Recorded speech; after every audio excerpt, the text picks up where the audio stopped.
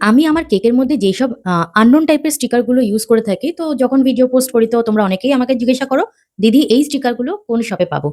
দেখো কাস্টমার যখন আমাকে unknown কিছু রেফারেন্স দেয় যে এইরকম কার্টুন থাকবে বা এইরকম কিছু থিম থাকবে, যেগুলো ন্যাচারালি আমরা হয়তো দোকানে গেলে পাবো না। যেগুলো নরমালি থাকে সেগুলো তো যেকোনো বেকারির দোকানে গেলে পরেই পাওয়া যায়, বেকারি শপে। তো unknown কিছু থাকলে পরে সেটা আমরা হয়তো সব জায়গায় পাবো না। তখন তুমি একটাই কাজ করতে পারবে, সেটা হলো কাস্টমার যেইটা চাইছে সেইটা তুমি Google থেকে ডাউনলোড করো। করে ওটাকে প্রিন্ট আউট বের করো। তবে হ্যাঁ, যখন প্রিন্ট আউট বের করতে যাবে তখন কিন্তু যেখান থেকে প্রিন্ট আউট করবে তাকে বলেই দেবে ফটো পেপারে যেন হয়।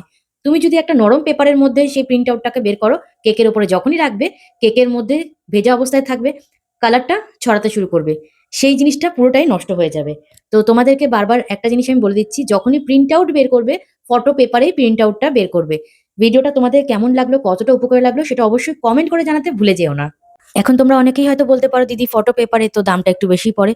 কাস্টমারকে যখন দেবে বেস্ট দেওয়ার চেষ্টা করবে।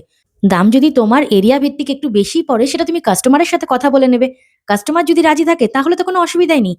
প্রত্যেক কটা মানুষই চায় তার স্পেশাল দিনটা আরো যেন স্পেশাল হয়ে উঠুক। তো ভিডিওটা কেমন লাগলো প্লিজ আমাকে জানাতে ভুলো না। ভালো লাগলে অবশ্যই পেজটাকে ফলো করে পাশে থেকো। ভালো থেকো। হর হর মহাদেব।